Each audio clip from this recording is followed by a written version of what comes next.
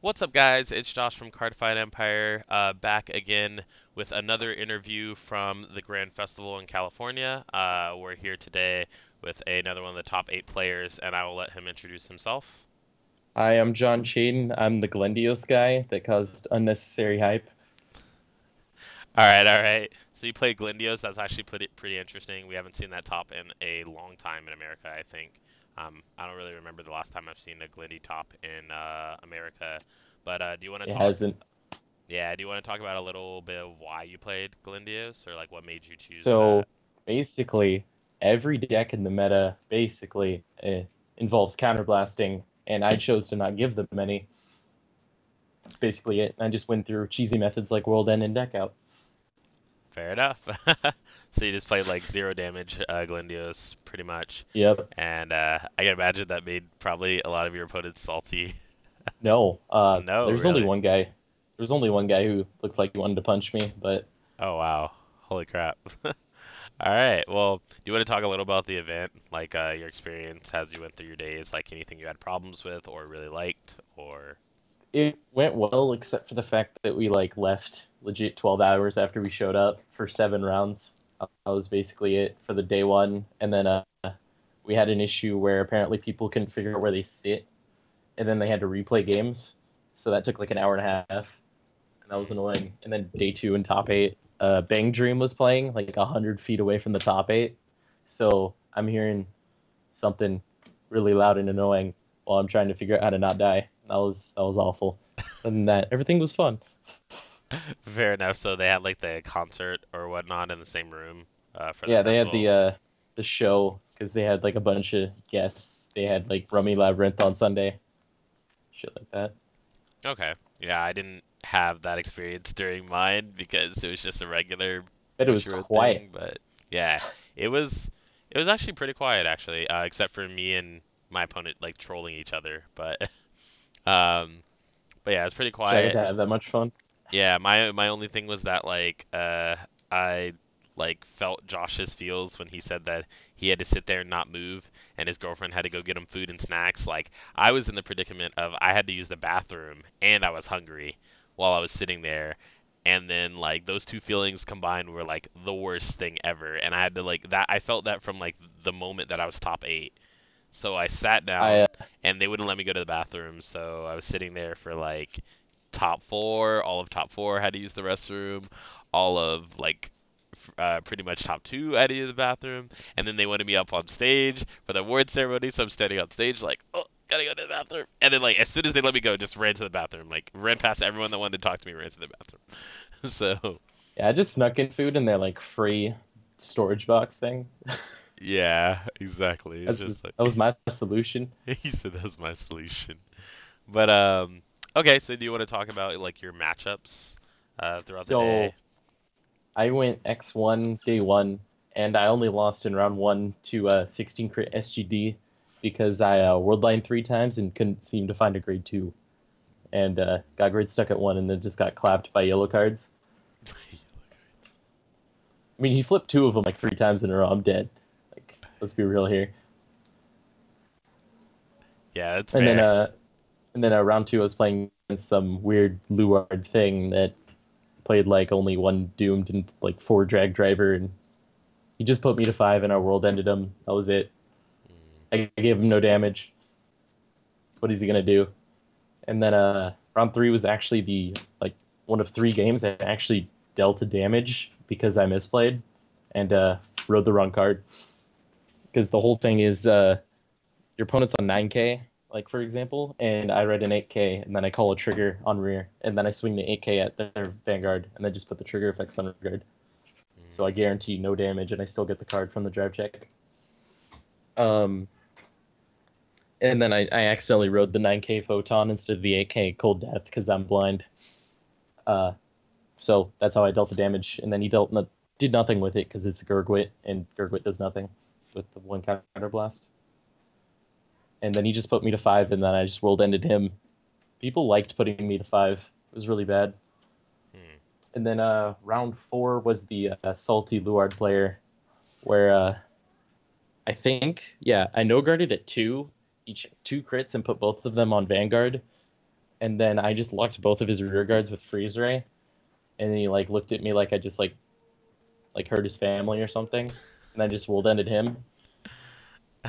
And then there was the last Gurgwit, which I just milled out because it got late, and I just kept stalling because I just recycled PGs with the Legion. I just walled up, and then he can't hit me with the counterblast. He had like no numbers. Oh, I did deal 2 damage to him because I'm bad. That's just what happened. Throughout the day, I just figured out like how to not be bad at 0 damage. So I think I dealt like total of 5 damage in like 15 games Oh my lord. and won 13 of them, 12 of them. It's So funny yeah, to talk about a player like being bad because they're not dealing damage, or being bad because they're yeah, dealing damage. yeah. No, I was bad. I was bad for like half the day because I like misplay and then accidentally deal like 2 damage. After that was Blaster, and that was just I don't know what to say about that game. I just kind of Omega looped him twice, then decked him. He played Saver, so I was like immediately scared of me not being able to deck him. But he discarded one to Stride, and then my first Omega loop of like locking 5, just like on like 2 damage, was 3 Thing Savers. So he was out of his Legion. Holy. So I was like that was pretty lucky for me anyway. Um, And then the last round of day one was another Luard player who was a friend of mine named Kevin Fang. He was cool about it. He had no clue what my deck did. So I was just swinging the whole. He kept calling rears, and I just kept swinging at rears. And like just doing like Meduo over and over again to get back my verses that are world line. So that was. Then you just put me to 5 again, and I just world end. It's kind of the story of day one was world ending and like milling twice. Okay. That was it. And then 2 comes along. I sit down, and it's a Rose player. I think it was game 1. He tries doing the pressuring me down by calling a full column since like minute 1, and just trying to rush me down. I stabilized by being just drawing like crazy by hitting like double draw stuff like that and denying damage.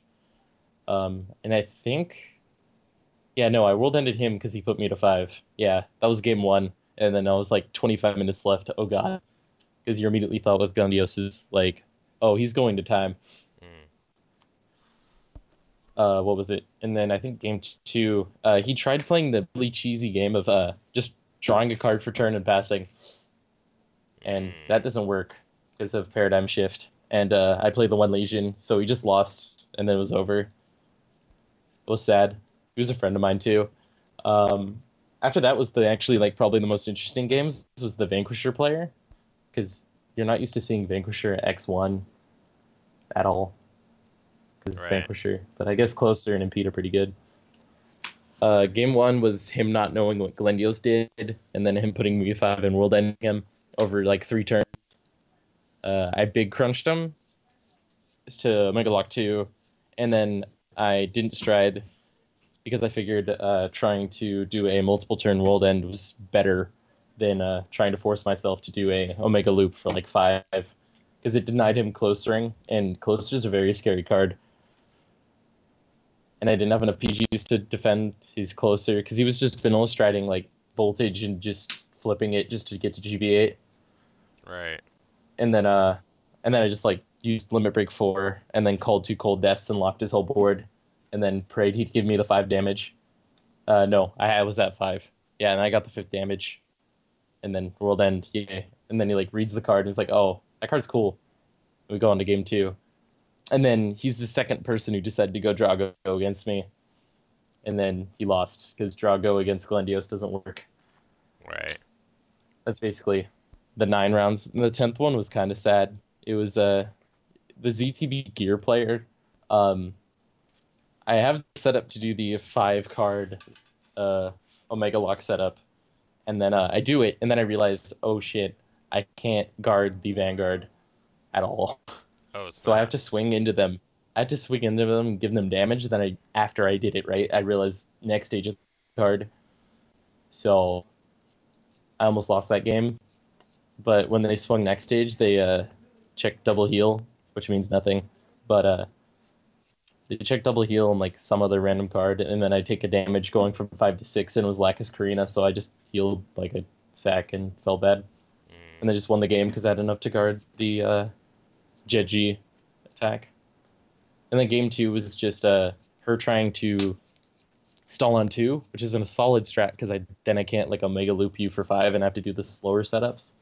But then she decided to randomly stride, and then I just world ended her again, and I felt really bad because then like they sat there for like a couple seconds, like how do I beat this? Like with 5 block cards, I'm just like I can't help you. Right.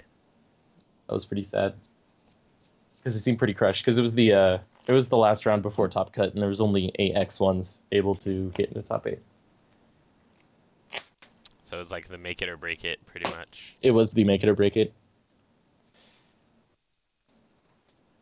And that was basically my matchups. It was all just people not knowing what to do with 0 damage and getting punished for it. Okay. So did you talk about your top 8 match? My top 8 match was against the Chaos Messiah player, who I got clapped, to be completely honest. I lost 2-0. There was, I think game 1 was me having to no guard at 3, and then he doesn't check double crit, or I have to heal out of it, of course, and he checks 3, so I'm like very dead. Right. Holy, And 3 crits, that's insane. And then also 3 of my damage was what was it? Oh yeah, 3 of my damage were reverse units, so I was already like pretty screwed because I only play 8, and like being out of 3 unique names is pretty awful because they were all the unique name reverses, not cradles. If they were all cradles, I would have been fine. But I think it was like the 3 and 4, like just 3 names that were dead. There's nothing coming back from that. Then game 2, I got grade stuck at 1, like the round 1, and then I lost. That was basically it. It was a fun game. In the end, I had a lot of fun playing this dumb deck, so that was basically it. Well, you definitely did really good with it. A lot of people were wondering about it. So, did you want to talk about like some of the deck choices you made, or do like a deck profile? I could do that. It's straight up what a player used in Fighters Road to win Fighters Road, except for like 2 cards in the G zone, and like I switched out the heals for the foil ones because they look cooler. And I don't think I ever used Lacus Karina at all. So Oh, wow. I'll just, yeah, it was pretty dead the entire tournament.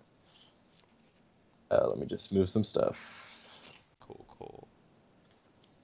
Could probably cut this part out. Just saying. All right, now let's move this down. Let's check.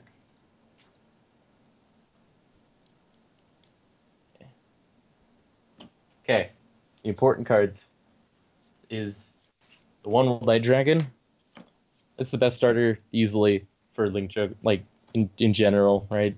It's Vanguard Soul. You discard a reverse unit. It fixes everything. Because like you play really awkward numbers of grade 1s and grade 2s, and it checks top 5, and you just pick one.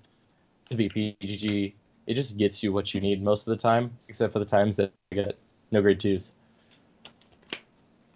So for the grade 3s, you play 16 because you need more. So first you play 4 Freeze Ray because the card's dumb, and most people don't play against it, just in general.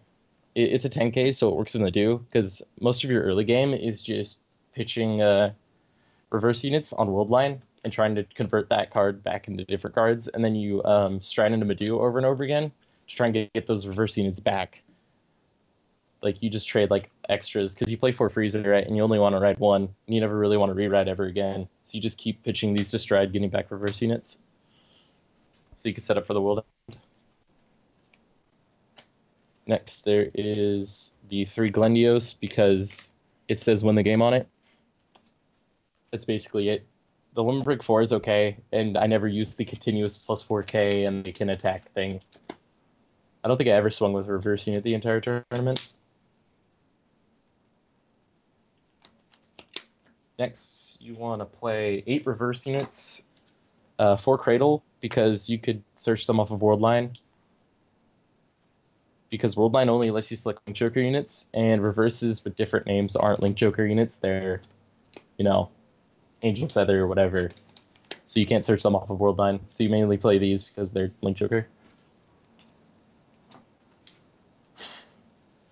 And then you play 4 different reverse units with different names. So it doesn't matter what you play. It just they need to be reverse, and they need to be different names. Because like you play grade 1 cards that require different names to function, like Rune Magician and I think Praesidonium. And then for the last grade 3, you play 1 Garnet Star because it's a Legion. That's it. And the Legion's with Photon.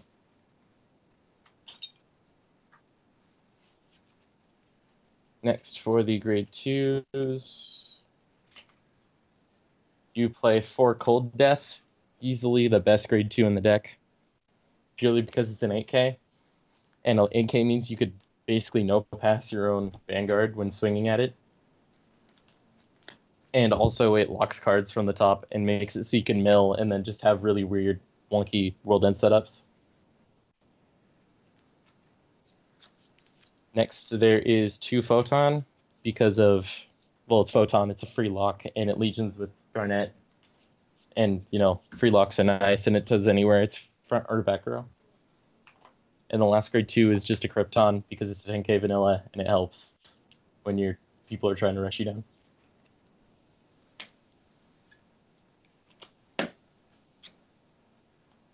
Next, for the grade 1s. For the grade 1s, you play 4 Cosmo Wreath because the redirector is pretty bad because you always want to keep reverses in hand, and most of the reasons why you want to play the redirector require counterblast. Like next stage requires you to swing at Vanguard, but it also needs a counterblast to function, so that's why you play the PGGs instead. Next, there is 2 Rune Magician, because getting reverse units back is always nice, and it requires different names, so that's why you play 4 different reverses. I guess 5 if you include Cradle. And then next, there are 4 1-ofs, Doxic, Tyr, Prosodium, and Grab Hand Gorilla. Grab Hand Gorilla is the really weird TD card from the Messiah Trial deck that says when it's attacked, it gets 5k. And it's mainly just to catch people off guard because people aren't used to 11k grade 1s when they're being attacked. Next, there's the Unflipper for every different reverse unit.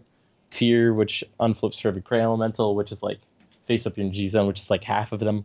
And then Doxic for the really weird Limit Break 4 World End setups that you could have. And last, there are the triggers, which is just 4 heal, 4 paradigm shift because the card prevents deck out and you can lock back row, and a draw. The draws don't really matter, you just play them. Like, just because they're draws. The cards don't actually, like, names or anything.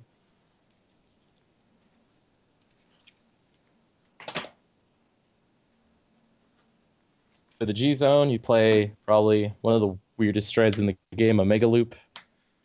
It's the card that basically keeps the deck going. It's where it locks from the top equal to the number of verse units you control, and if you're at 5 damage, you Omega lock all lock cards. So even if you call cards locked after, like using Cold Death or Photon or Paradigm Shift, the cards stay locked. Then to Big Crunch, because the card's good, and it lets you do multi-turn World End setups, and it's just defensive and cost efficient. Next, probably where you get to the weird part, for Madu. Madu allows you to gain the reverse units back when you're just chilling on Freeze Ray, trying to set up for when you ultimately win the game off of World End. And then there's the 1 Valauncher, which is just the when your Vanguard's 10k, counterblast 1 draw, and gain 5k. It's really when you just want the extra card and not the extra reverse unit. Then finally, there's the G-Guards, aka Cray Elementals. More 2 Ractome, where the Gleam Clone, the Pitch, draw 1, and 2 Screw, which is the 25k shield, because you play 8 draws, and the draws turn into 10k shield when you're G-Guarding into Screw. And then this one Karina, because she looks cool. I never used it, but it's pretty good in some situations. And that's the 0 damage Glendios deck. Yeah. Awesome, awesome. Uh, yeah, if you wanna just Yeah, I got transition it. back. So yeah, it's definitely like even though like a lot of people are like, oh, I know that Mason made a post about it today about like net decking and all this stuff. Like in my opinion, like like all the people that are like, oh, you net decked this, like I think that everyone steals ideas from each other once in a while, and you still require a good pilot to fly a plane. Like you don't ever say that like Yo, I net you decked that plane, dude. yeah. Okay. Yeah, I mean it's just like literally it's like when you're about to crash a plane, right? Or with a bunch of people on it, and then the pilot like literally saves like all of your lives on the plane when something goes wrong. It's like, who do you think? Do you think the plane being built well, or do you think the pilot for their skills in flying the plane? Like, It's my it's like, thoughts exactly. yeah. So it's just like it always takes a skilled pilot to pilot a plane, which is why in in card games It we was call it fun. piloting the deck. Yeah. So I definitely think that like it doesn't matter if you net decked it or didn't net deck it. It still takes the skill to know. And like I how mean, you were saying how you were pretty much like learning through every one of your matches as you were going on throughout the tournament. it was mainly because I didn't play it a lot before then, because I liked my friends and I wanted to keep them. And yeah, that's pretty much Fair. is the only reason. You're I like didn't feel like torturing them. I don't care about these people at the Spring Fest. So just I, I, I screw them. did. You're like screw them. I wanted to see how well this deck could work, and I thought the list was cool. I was like, hell yeah, let's do this. And then I took out 2 Big Crunch for the 1 Volancher, 1 Karina, Okay. and then here we are. Yeah, I mean, yeah, it worked out pretty well. You got top eight. So definitely congratulations to you. Did you have any shout outs that you wanted to give? Just Justin So and Co, because he's the one that actually like taught me the whole cheesy swing 8K and then put a trigger on rear guard and then just where you get to keep doing the 0 damage thing. Otherwise, I'm pretty sure I would have dealt like way more and I would have been sad. Okay, all right. Basically, So, with that being said, that has been the interview, guys, with Mr. John here. So definitely like, comment, subscribe. If you liked everything that went on, comment down below. Tell us what you thought. Check the description for all the crazy new things happening on the channel. And this has been Josh and John. And told me not well, to. and we'll see you guys later. Have a great night.